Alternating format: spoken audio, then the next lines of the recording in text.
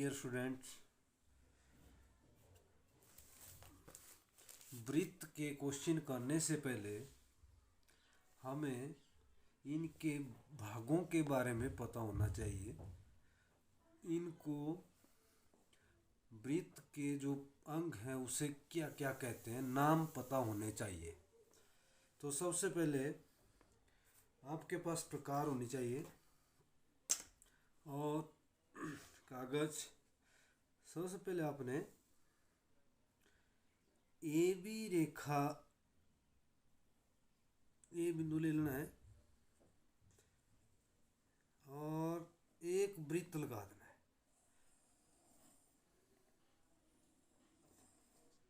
वृत्त लगा देना है तो सबसे पहले इनके अंगों का पता होगा आपको, तभी आप वृत्त वाले क्वेश्चन बना सकते हैं।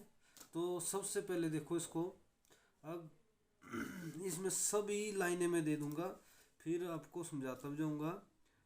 ये जो है केंद्र से परिधि तक, ये मान लो ओ है, ये आपको इस लाइन को कहते हैं हम त्रिज्या,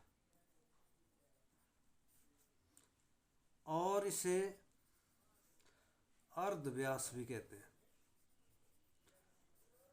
इसके दो नाम हैं, त्रिज्या और अर्धव्यास। इसको पूरी लाइन को वृत्त के दोनों तरफ केंद्र से छूती हुई दोनों तरफ पूरी लाइन को कहते हैं हम व्यास। ये बाहर वाली लाइन को कहते हैं हम परिधि, और ये जो आपका बीच वाला जो आपका, इसको हम कहते हैं केंद्र। ये आपका नाम इधर लिख रहा हूं मैं, केंद्र कहते हैं इसे। अब आपने अगर अपने दो बिंदु कहीं काट दिए ऐसे, तो इसको कहते हैं जीवा।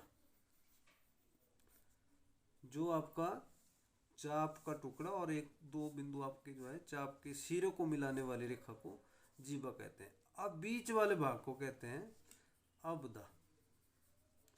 जो चाप तथा जीवा के बीच वाले भाग को क्या कहते हैं, तो पूछेंगे कोई, तो चाप और जीवा के बीच वाले भाग को कहते हैं हम अबदा।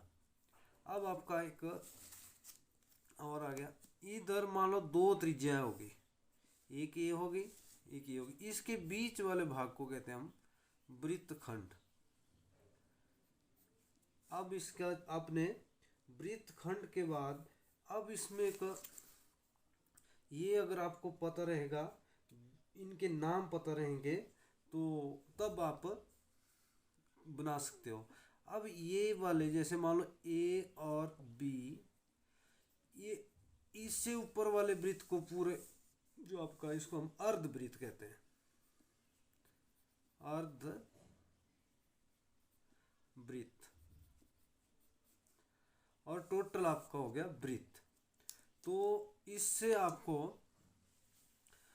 ये वाले अगर नाम नहीं आएंगे तो आप ज्योमेट्री के जो आपके 10th के क्वेश्चन वृत्त वाले आप नहीं कर पाएंगे।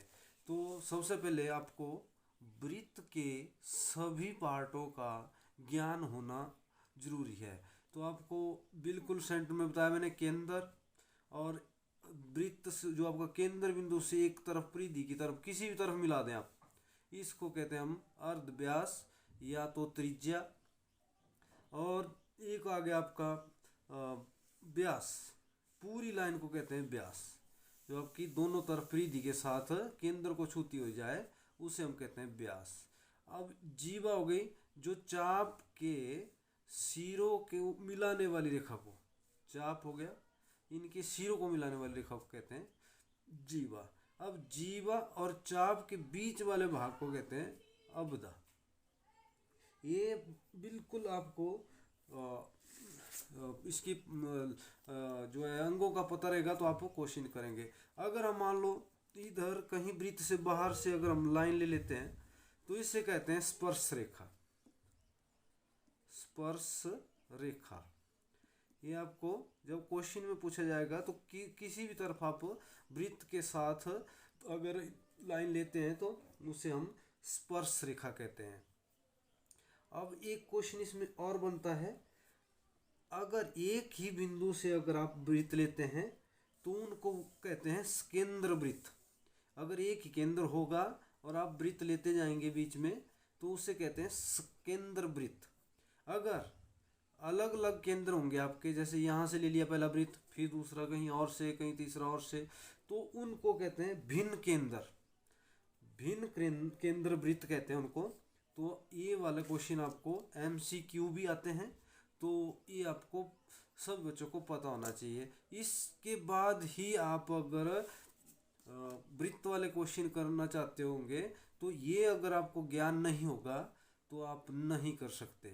तो ये जो है इसके बाद हम वृत्तों के क्वेश्चन करेंगे, परंतु ये वाला जो क्वेश्चन आपको पहले आने चाहिए, कौन सा पार्ट किसका क्या नाम है, किसको क्या बोलते हैं, तो आपको मैंने फिर बिल्कुल बता दिया। इसमें एक एक बारी बारी आपको, इसको हम अर्धव्यास कहते हैं आधे भाग को, आधी लाइन को, जो पूरी नहीं बोल रहे हम, आधी लाइन को त्रिज्या भी कहते हैं तो अर्धव्यास भी कहते हैं। और फिर आ गया पूरी लाइन को कहते हैं हम व्यास, ये आपका पूरी लाइन को कहते हैं हम व्यास। फिर आधे को बोलते हैं अर्धवृत्त, और बाहर वाली लाइन टोटल को बोलते हैं हम परिधि। ये लिखा है मैंने, परिधि लिखा हुआ ए वाला। पूरी जो आपकी गोलाई लाइन है ये जो है केंद्र से समान दूरी पर होती है, तो परिभाषा इधर से भी बन जाती है, केंद्र से समान दूरी पर लगी हुई लाइन को या रेखा को कहते हैं परिधि। तो इसलिए आपने ये वाले जो है ये आपको पहले ज्ञान होना चाहिए, तभी आप ज्योमेट्री क्वेश्चन बना सकते हो।